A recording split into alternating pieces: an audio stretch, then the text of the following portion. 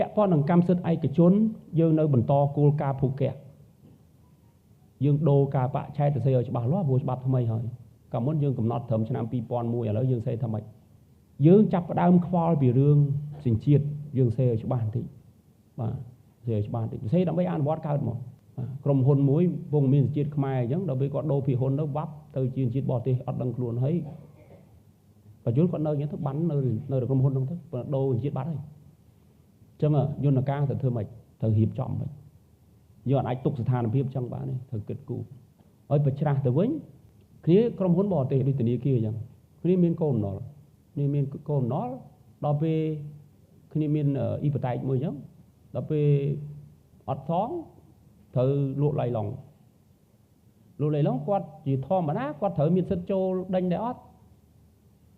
ឥឡូវបើសិនជាការលក់ឡៃឡុងមួយគាត់អត់មានសិទ្ធិចូលដេញគាត់បាត់ប្រយោជន៍ពាក់ព័ន្ធនឹងយ៉ាងណាជាអ្នករ៉ូស៊ីណាពាក់ព័ន្ធបាត់បង់ផលប្រយោជន៍ព្រោះអីព្រោះធនាគារគេស្ថាប័នគេមានសិទ្ធិចូលទិញឲ្យគាត់គ្រាន់តែក្រោមផ្លាកថាសញ្ជាតិបរទេសបើវាជាអចលនវត្ថុអត់អាចចូលដេញបានឥឡូវគេថាគេដេញបានទៅពេលដេញបានហើយត្រូវធ្វើម៉េចទៀតកាត់ឈ្មោះវាមិនបានគេបញ្ជាឲ្យសដីទៅដាក់ឈ្មោះយើងវាមិនកើតព្រោះយើងជាជនបរទេសអញ្ចឹងត្រូវប្រើយន្តការមិនទៅសេមេឲ្យច្បាស់កុំឲ្យគេបកស្រាយមុនណាបកស្រាយមុនទៅហាមគ្នាអត់ឲ្យចូលដេញថ្លៃដល់ហាមគ្នាចូលដេញថ្លៃស្រាច់ចូលវាប្រកួតប្រជែងវាអត់ស្មោះត្រង់បរិយាកាសធុរកិច្ចហ្នឹងវាអត់ស្មើគ្នានេះនឹងមាននិយាយច្រើនសេរីភាពសាធារណៈនេះអានឹងចូលរឿងដីចំណីឲ្យដល់បាក់លើកមិញពួកយើងខ្ញុំគឺជាអ្នកប្រឈមជាមួយនឹងប្រជាពលរដ្ឋនៅពេលដែលទៅចូលបញ្ជាឲ្យគាត់នៅមាត់ទឹកពីព្រោះខាងធនធានទឹកថាដីចំណីទន្លេគឺ50ម៉ែត្រវាស់ពីច្រាំងទន្លេមក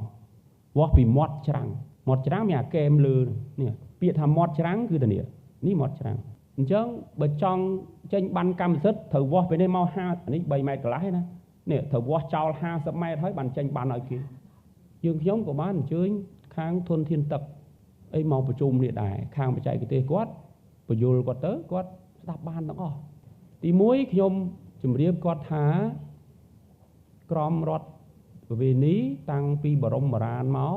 ស្រុកខ្មែរយើងនិយាយអំពីសិទ្ធិដំណោះហ្នឹងអាសិទ្ធិដោះចេះទន្លេកាលណាវាដោះអញ្ចឹងអាដីហ្នឹងវាត្រូវបានមកម្ចាស់ដីត្រូវបានមកអញ្ចឹងបើសិនយើងដាក់ដីចំណីជារបស់រដ្ឋអញ្ចឹងណាអាគោលការណ៍សិទ្ធិដំណោះហ្នឹងគឺត្រូវសូន្យហ្មងព្រោះបានមករដ្ឋទាំងអស់អញ្ចឹងប្រជារាស្ត្រអត់ដែលមានទេអត់ដែលទទួលបានទេអញ្ចឹងចង់ទៅសេក្នុងក្រមរដ្ឋវិន័យទៅអីចុះដោយសារមានសិទ្ធិដំណោះហ្នឹងហើយបានកម្មសិទ្ធិគេត្រូវតែឲ្យដល់នេះបើគាត់កាន់កាប់ដល់ណាគេត្រូវឲ្យដល់នោះលើកលែងកន្លែងណាដែលរដ្ឋកាន់កាប់អាហ្នឹងបោះរដ្ឋកន្លែងណាដែលប្រជាជនកាប់អាហ្នឹងបោះប្រជាជនពីតំណឹងទៅអាហ្នឹងបានវាត្រូវជាគោលការណ៍បើសិនជានៅមុខវាំងអាហ្នឹងសាលាក្រុងកាន់កាប់អាហ្នឹងបោះសាលាក្រុងហើយបោះវាំងផងអីព្រះអង្គដងកើអីហ្នឹងបោះព្រះអង្គដងកើហើយមានប្រជាជនណាកាន់កាប់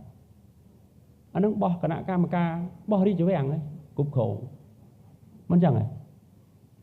សួនច្បារផ្សារសាចាស់អីអាហ្នឹងបោះរដ្ឋហើយពលរដ្ឋអ្នកកាន់កាប់ប្រជាជនទៅដណ្ដើមមិនបានប៉ុន្តែទន្លេមេគង្គទាំងមូលមានទៅរដ្ឋណាកាន់កាប់អត់ទេប្រជាជនកាន់កាប់ទាំងហើយទៅសេអនុក្រឹត្យមួយទៅឲ្យប្រជាជនខ្មែរឆ្លោះជាមួយសុរដីនៅលើពិភពលោកនេះគេអត់ធ្វើអញ្ចឹងទេគេថាអ្នកណាកាន់កាប់ដល់ណាគេឲ្យដល់ហ្នឹងប៉ុន្តែរដ្ឋមានសិទ្ធិអំណាចហាមឃាត់ការប្រើប្រាស់អ្នកឯងជាម្ចាស់តែឯងអ្នកឯងអត់មានសិទ្ធិប្រើទេអ្នកឯងជាម្ចាស់ប៉ុន្តែរដ្ឋតម្រូវឲ្យអ្នកឯងបើកទុកឲ្យគេប្រើជាសមរភាពប្រើរួមអាហ្នឹងហើយគេហៅសេវភាពសាធារណៈនោះពាក្យខ្មែរសេវភាពសាធារណៈលើដីឯកជនប្រើកម្មសិទ្ធិឯកជនជាប្រយោជន៍សាធារណៈកម្មសិទ្ធិលោកឯងនៅនេះប៉ុន្តែគេអត់ឲ្យសាងសង់ទេ អ្នកឯងដាក់លបងដល់នេះខុសគេទៅវាយចោលហ្មងវាយចោលហ្មងគឺនៅស្រុកខ្លះគេកំណត់មកថាប៉ុណ្ណេះសម្រាប់ទុកជាច្បាប់ហ្មងច្បាប់នេសាទប៉ុណ្ណេះទុកអ្នកដើរនេសាទប៉ុណ្ណេះទុកសម្រាប់អ្នកដើរអូសអានេះអូសគ្រឿងក្បូនគ្រឿងទូកគេមានទាញចេះពីដើមណានៅទុកតសថ្ងៃកន្លែងណាក៏គេលុបចោលកន្លែងគេទុក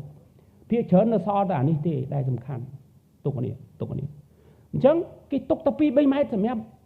ពេលដែលទូកអីត្រូវចូលជាបន្ទាន់មានស្អីតោមានស្អីមិនដាក់លបងទាំងអស់ឲ្យគ្នាដល់ពេលទូកនាវាកន្លែងនាវាចរមានបញ្ហាគ្នាមិនដឹងទៅណាអញ្ចឹងរឿងនេះសំខាន់យើងអាចកំណត់ចំណីអូចំណីបន្លាយចំណីឆ្នេរសមុទ្រប៉ុន្តែយើងអាចធ្វើអញ្ចឹងជាមួយស្ទឹងហើយទន្លេទេវាខាត់ប្រយោជន៍សេដ្ឋកិច្ចអញ្ចឹងដីចំណីនេះយើងខ្ញុំបានស្នើឲ្យថាដីចំណីទន្លេនិងដីចំណីស្ទឹងនេះដីចំណីព្រែកនេះត្រូវតែជំនួសដោយសញ្ញាណសេវាភាពសាធារណៈ